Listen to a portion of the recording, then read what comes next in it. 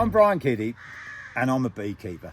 Today I'm going to share with you my way of beekeeping. It's basically the same as everyone else. I am interested in making the job easier and cheaper, and so today you'll have this opportunity to see what I do. I don't like to spend money. Practically everything we do here we make ourselves, from the hives to the frames, everything's made ourselves. So we have a basic hive, roof, super, brood box. Again, made from recycled timber, mainly non-treated pallets cut up. We've got the woodwork and stuff in the buildings on the farm, so we're able to construct all this. I'll show you inside.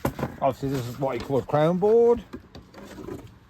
So this is a super. This one obviously not been used. This probably started using this last year. If we pull out the middle frame, you can see the bees have drawn out the comb. So this super will be put onto a hive in a couple of weeks' time, and the bees will just reconstruct it slightly, bring it up to shape, and then they'll start putting honey back into it. So the super is actually where the bees lay their honey, and that's where we harvest it. We don't harvest it in the bottom. Going to the next stage, so the brood box. I haven't got any frames in it. This just to give you an idea of what it's like. It's just a wooden box, and on the bottom there's mesh floor, and that's for any debris or insects. If they die, they drop through onto the ground. Normally have a queen excluder in the middle here, but just as for demonstration purposes only, about how we do our beekeeping. So we put the hive back together like this, and we'll put the roof back on like this. So we have a completed hive that will hold 60,000 bees, at peak, perhaps a bit more. And having said that, I didn't actually count them personally, but that's what I've read in a book. So we do this up, and this is a complete one. We put a strap on. We don't use the straps all year round, but that's handy if you get windy in the winter.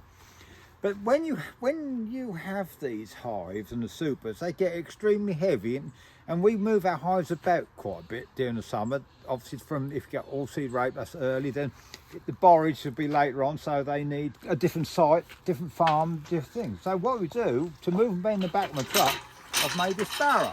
As you can see, it's a bit, I made it up as I went along, and I've obviously got wheels in to make it, like a barrow has, but this is to make transporting of the hives and the supers a lot easier. So what I can do is I just go along, go up to the hive, I can go up here like this.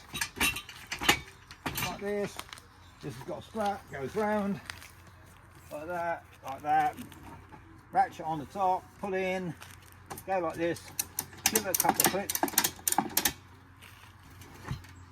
We can transport them around, so I can barrow them to wherever I want, and I can put them here, and when I want to lift them up on the ground, I can go like this and put them in the back of my truck. But for now, obviously not, so we'll put it back. So we've finished and we're moving there, we'll let it down a bit. So we go along to here,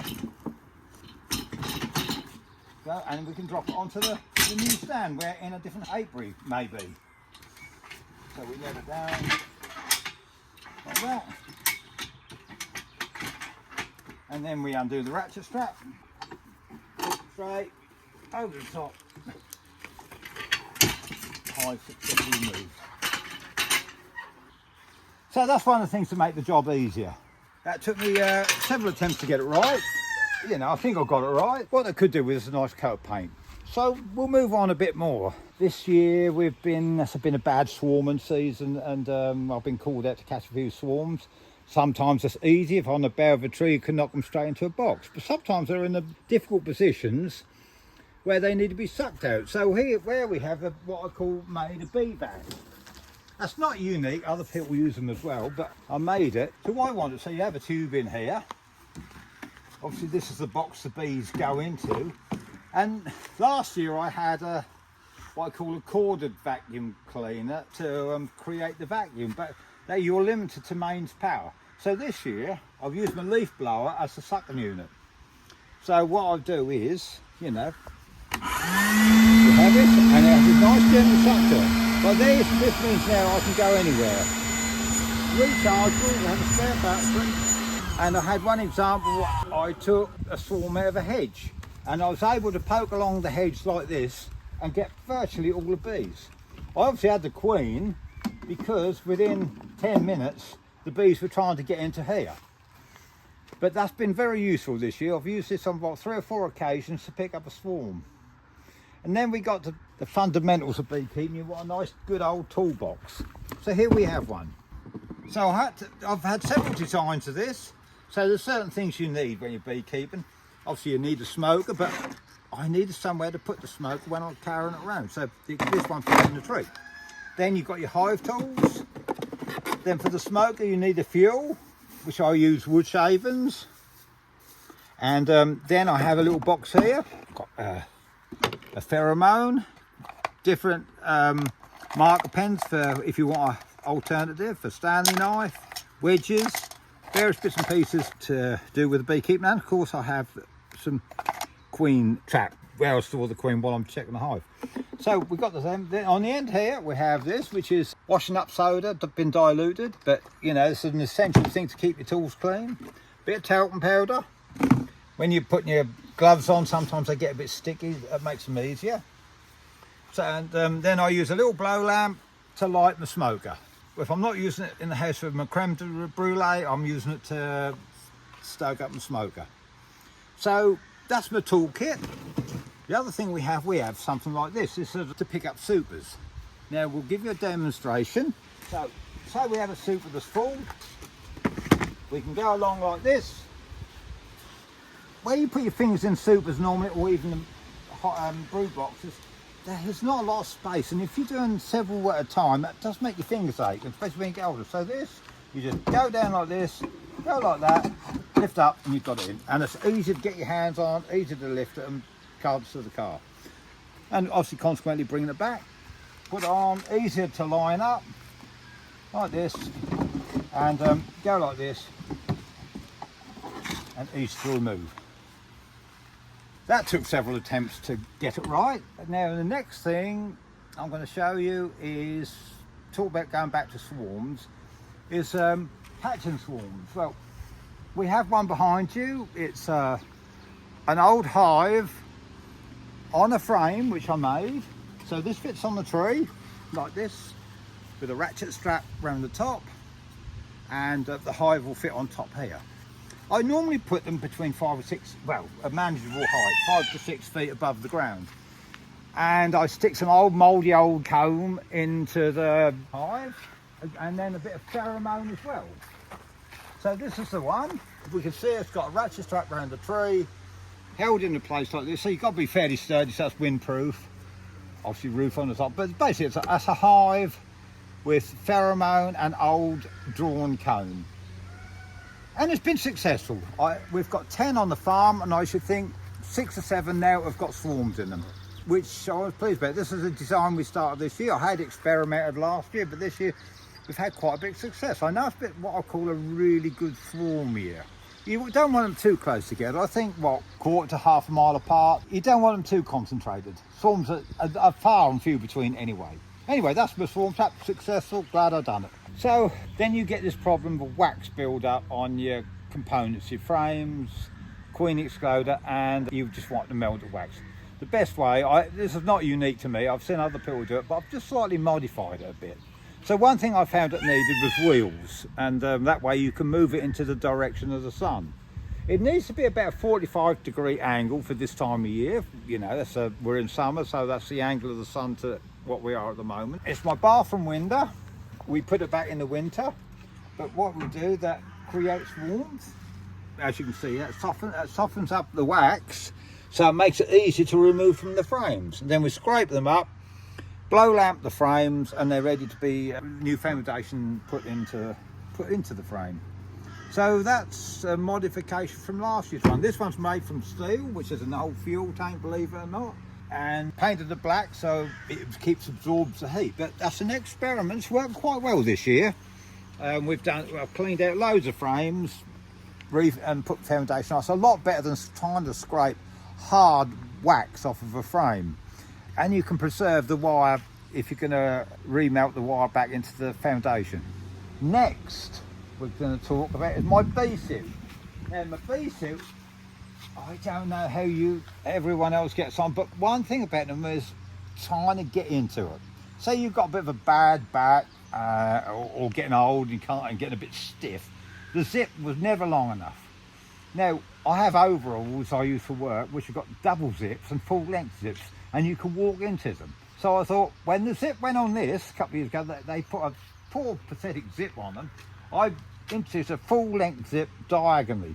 So you can pull this zip down here, like this, and to however far you want, and so much easier to get into the suit.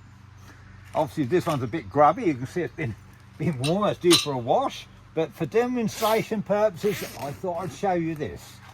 Now that's my bee suit. There's other things to a bee suit that I could alter.